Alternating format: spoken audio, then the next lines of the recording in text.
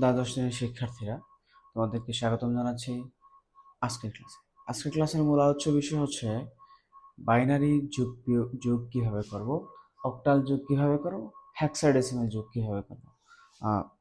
শুরু করা যাক, চলো। দেখো ভাইয়া, বাইনারি যুগের জন্য আমরা শুরুতেই শুরু করি বাইনারি যুগ, ঠিক আছে? বাইনারি যুগের জন্য তোমাকে কিছু ছোট ছোট জিনিস মনে রাখতে হবে, যেমন এগুলো বেসিক আর কি।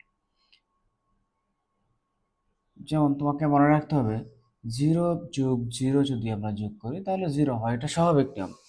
আমরা যদি স্বাভাবিক যেভাবে যোগ আছে না, ওইভাবে যদি যোগ করি তাহলে 0 + 0 করলে 0ই হয়। 1 + 0 যদি করি, 1 আর +0 করলে 1 হয়, 1 হয়।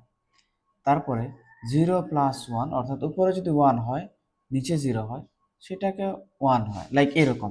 এটা এরকম আর কি, 0 + 0 যদি করি আনসার হবে 0। সেম এটার ক্ষেত্রেও যে 1 + 0 যদি হয় আনসার হবে 1।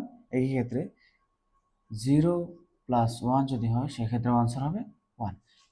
জাস্ট একটু ডিফারেন্স, সেটা হচ্ছে 1 + 1, 1 হইলে হবে 0 আর ক্যারি থাকবে 1।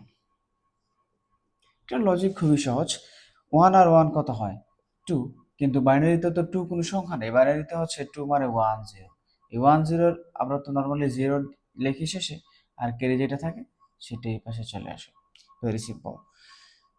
একই ক্ষেত্রে যদি 3টা 1 যোগ করা লাগে তখন কি করা লাগে?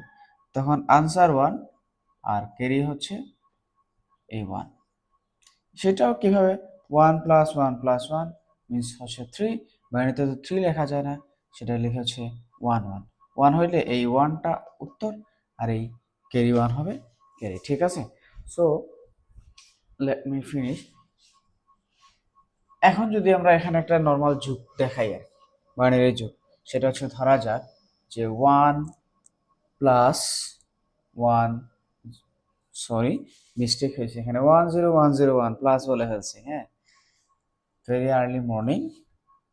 1 0 1 0 1, নিচে হচ্ছে আমরা 1 1 1 1 যোগ করে দেখাবো। এই এখান থেকে জাস্ট আমরা ইনপুট নেব আর কি। এখান থেকে নিব হচ্ছে আমাদের কি করা লাগবে। এখানে দেখাইছিলাম 1 + 1 করলে কি হয়, এই যে জাস্ট এইখানে 1 + 1 যদি লিখি তাহলে আমাদের হবে 0। সো আমরা এখানে লিখি 1 + 1 মিন্স হচ্ছে 0 আর ক্যারি 1। এই ক্যারি 1টা এই নিচের লাইনের সাথে যোগ হবে, নিচের লাইনের 1 আছে না, এই নিচের লাইনের 1 আর ক্যারি 1 যোগ করলে কত হয়? 0 না, আর আবার থাকবে ক্যারি 1। এখন খেয়াল করো, এই 0-র সাথে যদি আমি এটা যোগ করি তাহলে কত হচ্ছে? 1, রাইট?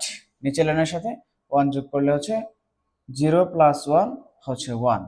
কিন্তু আমার এখানে তো ক্যারি 1 ছিল, এটা আসে না। এই ক্যারি 1 এই 1 এর সাথে যদি যোগ করে দিই তাহলে কি হবে? আবারও 0, আবারও ক্যারি 1। তাহলে এখানে কি লিখবো? 0। আর সেই যে ক্যারি 1 এখানে যদি যোগ করি তাইলে এই 1 আর ক্যারি 1, তিনটা 1 হয়েছে না, 1 + 1 + 1, তাহলে সেখানে আনসার হচ্ছে 1 আর ক্যারি হচ্ছে 1। ইয়েস। এখন এই ক্যারি 1টা এখানে আবার যোগ করে দাও। 0 আর 1 যোগ করলে কি হয়? 0 + 1 মানে হচ্ছে 1। আর এই যে ক্যারি 1 ছিল, এই ক্যারি 1 এই 1 এর সাথে যোগ করে দাও, তাহলে কত হয়েছে? আবারও 0, আবারও ক্যারি 1।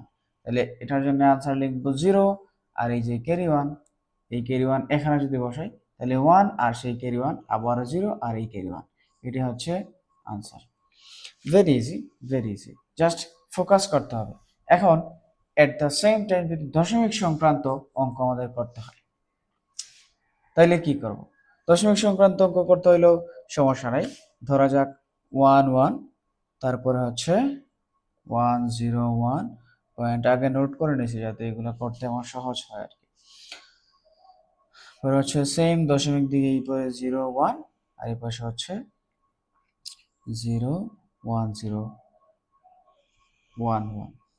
এটাকে যদি যোগ করি 1 আর 1 যোগ করলে হচ্ছে 0 ক্যারি 1, ক্যারি 1 আর এই 1 1 0 যোগ করলে হচ্ছে 1, আর ওই ক্যারি 1 যোগ করলে আবারও 0, আবার থাকলো ক্যারি 1। এই দশমিকের জায়গায়, দশমিক কি দেখা যায় ক্যামেরায়? তো দেখা যাওয়া কঠিন আসলে, ছোট ছোট দশমিকের জন্য দশমিক দিয়ে দিলাম। এখানে তোমার ক্যারি ওয়ান ছিল, এই ক্যারি ওয়ান আর এই ওয়ান যোগ করলে আবারও কি হয়, 0। আবারও ক্যারি ওয়ান আর এই ওয়ান যোগ করলে আবারও 0, ক্যারি ওয়ান আর এই ওয়ান যোগ করলে আবারও 0, আবারও ক্যারি ওয়ান। তাহলে একটা দুইটা আর ওই ক্যারি ওয়ানের 3টা ওয়ান হয়েছে, 3টা ওয়ান হলে আনসার 1, ক্যারি ওয়ান হইলে আবারও এখানে 2টা ওয়ান আর ক্যারি ওয়ান মিলে হয়েছে 3টা ওয়ান, তাহলে আনসার হচ্ছে 1 আর এই হচ্ছে ক্যারি ওয়ান। এটি হচ্ছে আনসার। এই ছিল বাইনারি যুগ।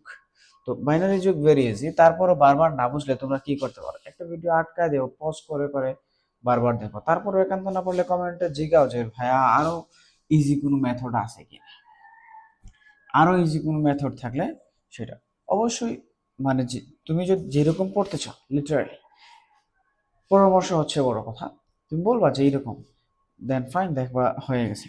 তাহলে আমরা এই পর্যায়ে শিখবো হচ্ছে সিরিয়ালে যেহেতু অক্টাল আছে, অক্টাল শিখে ফেলি। কি হলো অক্টাল যুগ। অক্টাল যুগের ক্ষেত্রে সব স্বাভাবিক, শুধুমাত্র একটা যুগ করে দেখাই, মানে কিভাবে করতে হয়। 7536 যোগ করে ফেলবো আমরা হচ্ছে 3211, 3211। এটা হচ্ছে অক্টালের একটা যোগ করতেছি। অক্টালের যোগ করার আগে কথা বলে নিচ্ছি, সেটা হচ্ছে অক্টাল সংখ্যার ক্ষেত্রে আমরা জানি অক্টাল সংখ্যার বেস কত, অক্টাল সংখ্যার বেস হচ্ছে 8, মানে তার 8টা ডিজিট।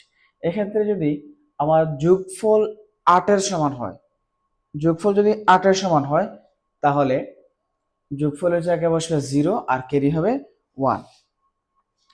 যদি আমার যোগফল বেইজের সমান হয়, বেইজের সোজা সমান সমান লাইক 8 হয়, তাহলে আমি এখানে 0 বসাবো আর ক্যারি থাকবে 1।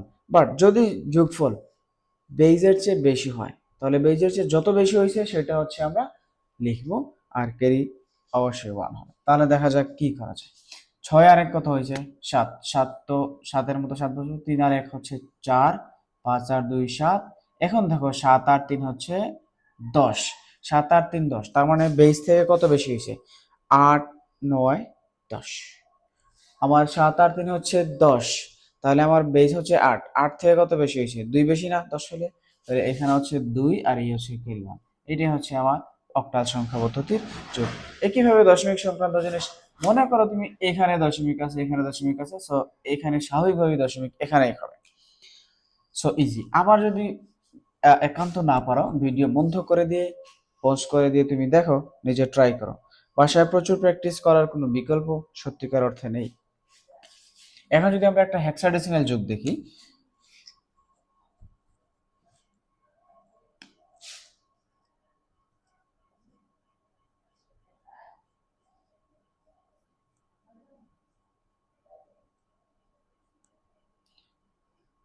হেক্সাডেসিমাল যোগ, হেক্সাডেসিমাল সংখ্যা পদ্ধতির বেস কত বলো তো, চোখ বন্ধ করে বলো। তা হেক্সাডেসিমাল সংখ্যা পদ্ধতির বেস হচ্ছে 16, তার মানে অক্টালের মতোই কাজ করবে। অর্থাৎ যদি আমাদের যোগফলটা, যদি আমাদের যোগফলটা বেইজের সমান হয়, 16 হয়, তাহলে আনসার হবে 0 এবং ক্যারি 1, রাইট। আর যদি বেইজের, আমার যদি যোগফল বেইজের চেয়ে বেশি হয়, যত বেশি হবে আনসার তত, আর ক্যারি সব সময় 1।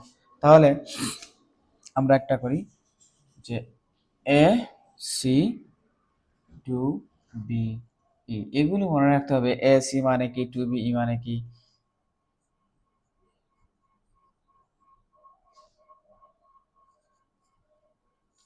2 3। ওকে, সংখ্যা পদ্ধতিতে তো আমাদের 9 পর্যন্ত সংখ্যা আছে, রাইট, 0 1 2 9 পর্যন্ত আর কি। তারপর হচ্ছে